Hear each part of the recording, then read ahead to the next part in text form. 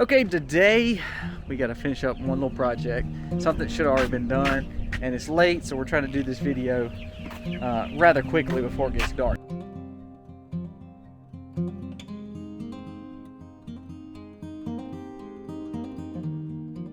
So what we've got to do is we've got to move. You saw us put these little babies in here. They're rocking it. We'll let you look at them. They're doing great, chirping, making a lot of noise, and they're fixing to go on their first field trip. So we've got them in here. They're still pretty small. You see the temperature is short sleeve weather, so they really are not having to have their heat lamp right now. We're going to probably leave it on them just because we're going to a place that's pretty close to you know, where they can have a heat lamp. So we're actually going to unplug it first so it won't fall. But we're going to be moving them away from our garage. We kept them close to our garage just because we were kind of worried about them being the first few nights, being a little chilly, and also just for predators. Now, they're still protected. I mean, this coop is, you know, completely protected. I mean, you see it. You know, we built it.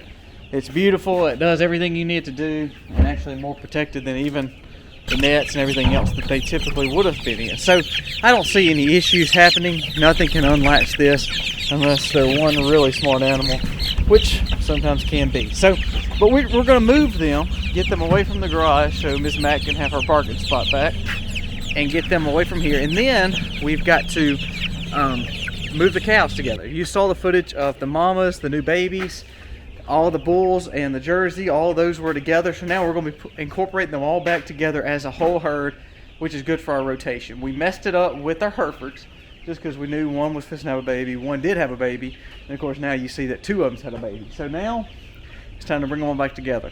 We're going to leave them in the paddock that they're in, let them have one more bale of hay, and then there's one more fresh paddock right here on the other side by the lake. It's a smaller paddock. They'll go to that tomorrow or the next day, and then they'll start this rotation back. This will be the last rotation we'll put them on these fields again. I want them to just drop loads of manure, because ultimately this next drop will be what we spread and then put the seed out with hay and with the bedding and with the spring seed really getting into the ground. So we'll do some lime, we'll do some organic fertilization, the fertilization from their back ends, and then again, the more they're on it, the better quality it's gotten, because they've already been through this twice already. And these were raw fields. If you remember, this is where the cutover was. These were raw fields just a few months ago.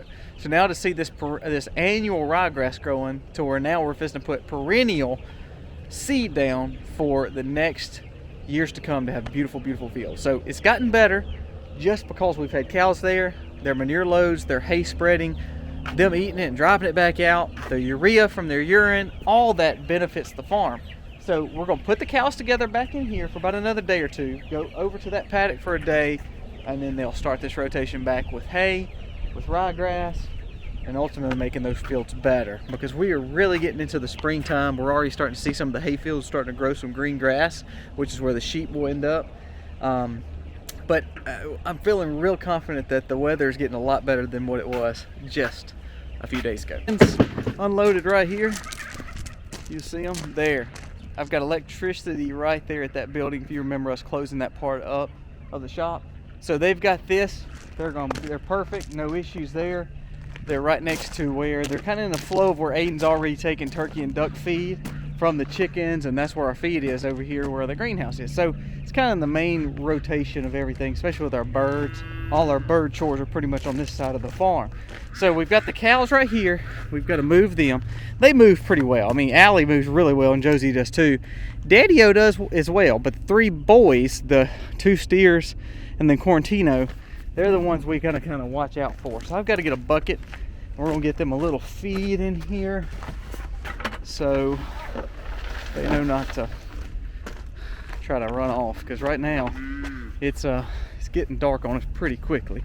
So I'm gonna get them a tray right there and get them moved in here, and then basically we'll rotate them all the way through fencing to the other side. So that's the main thing. So I've got a bucket. I've got to close off these gates on this side, open the other gate where they can run to the dairy extension, and get with the Herefords that's over there, and then we'll move them all together on the one side and move their waters. And that way for the night We've got the Herefords and I mean all the cattle are back together, all the chickens are all together. It just tends to make our chores a little bit easier. If you remember, we've got the lambs and the sheep and the pigs together too. So it's making everything tighter because we're supposed to get in this area where everything matters. Time matters because we get in the garden season, and that really pumps it up another step. I mean, we go into hyper mode. So just a lot going on. So we want to make sure we're getting our animals closer together, back to where they're supposed to be, and start the main rotation back. Because now we'll be working the permaculture chickens when we get the little, basically when we get the Cornish cross out of there, we're going to be working the permaculture chickens behind the cows too. So we really need to keep them together in that good rotation and not really straying from it. It's actually getting dark. It's a beautiful sunset over there. If you remember, we had so many days of ice and rain. I was just sick of it. So it's pretty to be out here now and not be really cold. It's cool, but not cold. Able to wear a t-shirt out. It's nice. Well, if you remember, the feed room was disgusting. Had chickens in it. We got it all cleaned out and got all our feed back like it's supposed to. We keep on hand probably 2.5 tons worth of feed on any given day between the cattle, the sheep, the chickens, and the pigs. Now the sheep and the cattle really don't eat a lot of feed except for when we're milking the cows. The sheep really don't get any except for when it was cold, and also the fact that it was rainy and nasty, and I had 2 that was pushed to lamb. So other than that, we really don't feed our lambs really or sheep anything. Cows really hardly ever, other than these last few weeks being, you know, bad weather. So we're going to get these cows moved, and just glad to have our feed room back. It was a definite need to get those chickens out of the garage. Miss Mac was way happier to have that done too. So I might have earned some brownie points by just getting them away from the garage, and that I cleaned the garage out. So now she'll be able to pull into the garage. Brownie points for husband. 15 minutes to sunset. So let's see if these cows can do like they're supposed to do. Let me sit you right here where you won't get ran over. See if they'll do like they're supposed to do and walk like they're supposed to walk. With Allie leading, they'll be fine. But let's see what these little bulls do. So let's get them moved. See if y'all got a good shot here.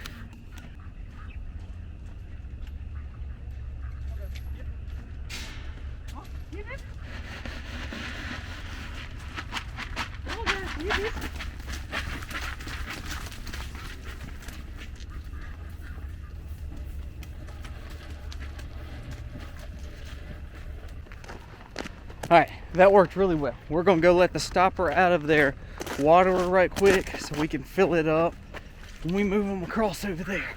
They're trying to beat darkness.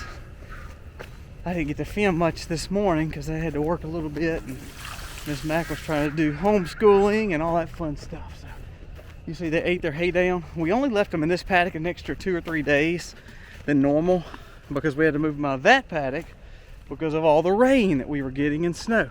So we did get them moved, and we wanted to keep them here until we knew the storm was gone. So the storm's gone now.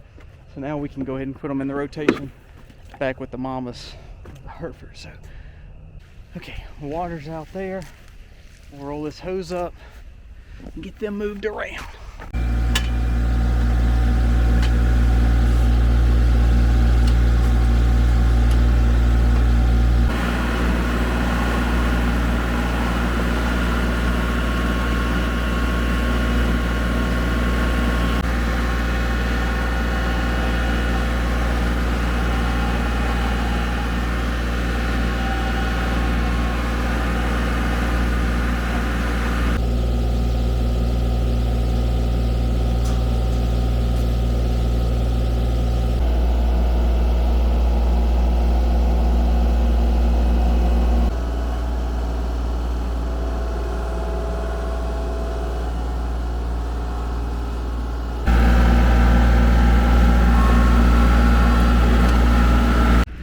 Hip up!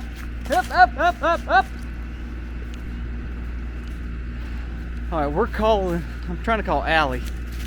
Completely way over there, about 4 or 5 acres over that way.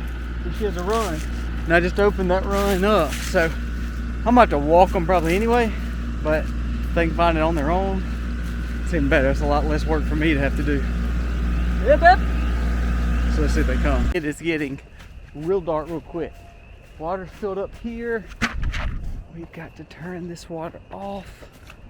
And let's see if me yelling at them actually made Allie start walking. And then if she started walking, did all the other cows follow behind? All right, there she comes.